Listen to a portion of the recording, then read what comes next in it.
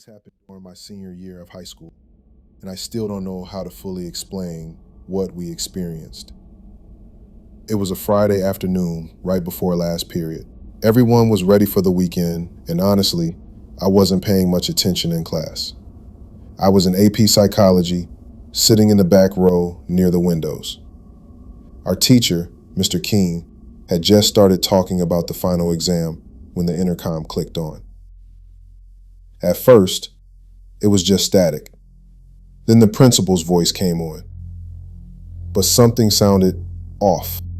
His voice was shaking. All teachers, initiate lockdown protocol immediately. This is not a drill. The whole class went dead silent. Mr. King stopped mid-sentence, and I could actually hear someone in the front row whisper, "What the hell?" We'd had lockdown drills before, but this was different. You could feel it in the air, the panic in the principal's voice, the silence in the hallways. Mr. King moved fast. He locked the door, turned off the lights, and told us all to get down against the wall by the bookshelves. He pulled the shades down over the windows and made sure no one was standing up. We all crouched down and waited. At first, it was quiet, too quiet. You expect to hear footsteps in the hall or the crackle of the intercom again, but it was just nothing. No announcements, no running, not even distant sirens, just silence. Then the doorknob started moving. Not violently, not like someone was trying to break in. It just jiggled softly. Once, twice. Mr. King put his finger to his lips.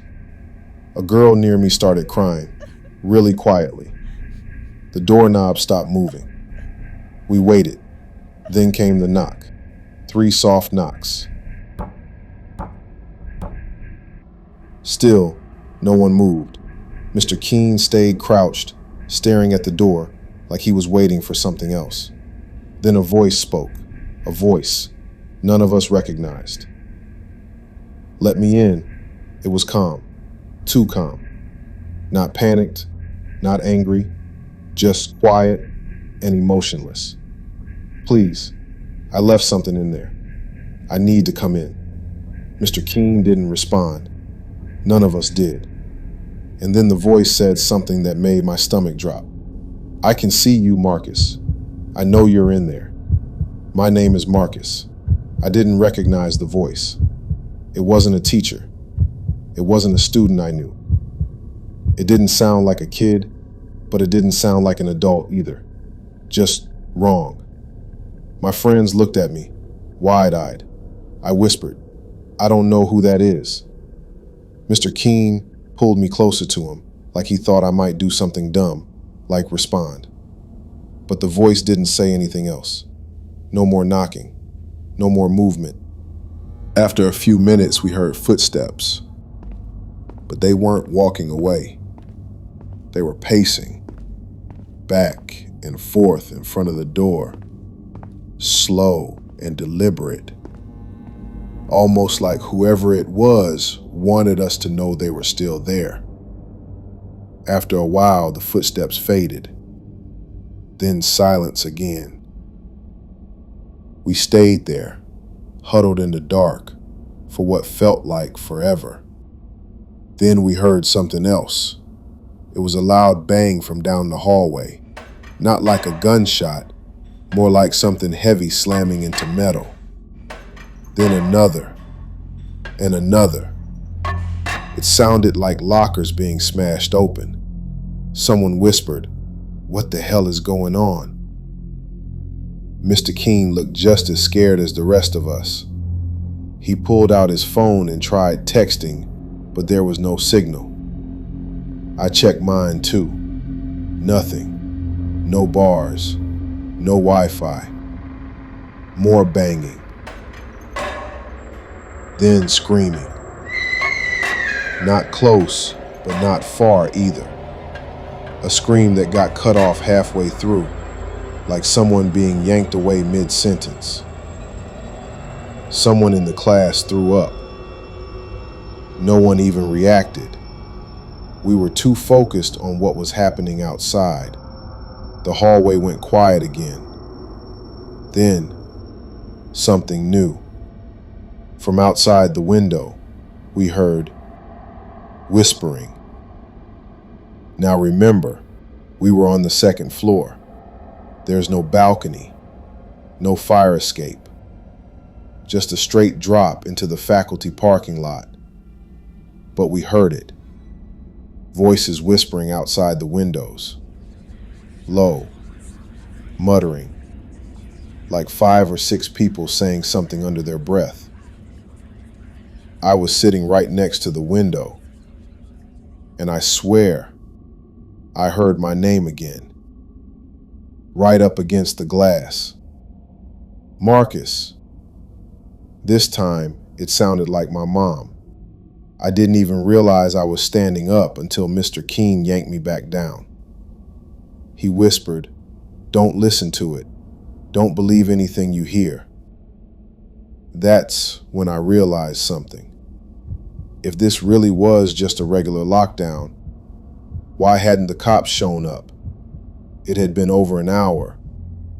We hadn't heard sirens, no announcements, nothing. We were completely cut off. Then we heard it again, the doorknob. But this time, it wasn't just jiggling, it was turning.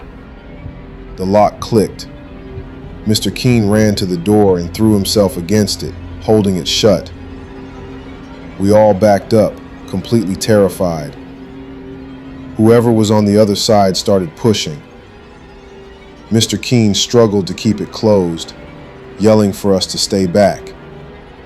But whoever or whatever was outside was strong. And then it just stopped. The pressure on the door eased. The lock clicked back into place, and a voice whispered through the crack in the door, "You're all already dead." We didn't move. We couldn't. The rest of the day is kind of a blur. Eventually, the lockdown ended, or at least we think it did. The lights came back on, the intercom buzzed, and the principal said everything was clear. But his voice still sounded weird, too calm, like he was reading from a script. No police ever came, no news crews, no explanations. When we were finally allowed to leave, the hallways were empty, too empty. The bell rang, but no one came out of the other classrooms. We passed by open doors, classrooms with chairs still knocked over, bags left behind. No people, just silence. When we got to the front of the building, the main doors were wide open. And outside, nothing. No buses, no cars, not even the usual sound of birds or wind. Just nothing. We walked home, a group of 5 of us, including Mr. Keene. We stuck together. We didn't talk. The school never addressed it. Monday came, and everything was just normal again. Everyone was back. The students who had been missing were acting like nothing had happened. When I asked them where they were during the lockdown, they looked confused. One girl said, "What lockdown?" They didn't remember it. They remembered Friday like it was a normal day. But the 5 of us who lived through it, we remember. We still get text messages late at night from unknown numbers. Sometimes they just say our names. Sometimes they send photos of us at school, taken from strange angles, like from inside lockers or under desks. And once, one of us got a voicemail. All it said was, "You let it in." I don't go to school anymore. I do online classes now. But sometimes, when I pass by the building, I swear I see someone standing in the second floor window, watching me. It looks like Mr. Keene. But Mr. Keene moved to another state, or at least, that's what they told us.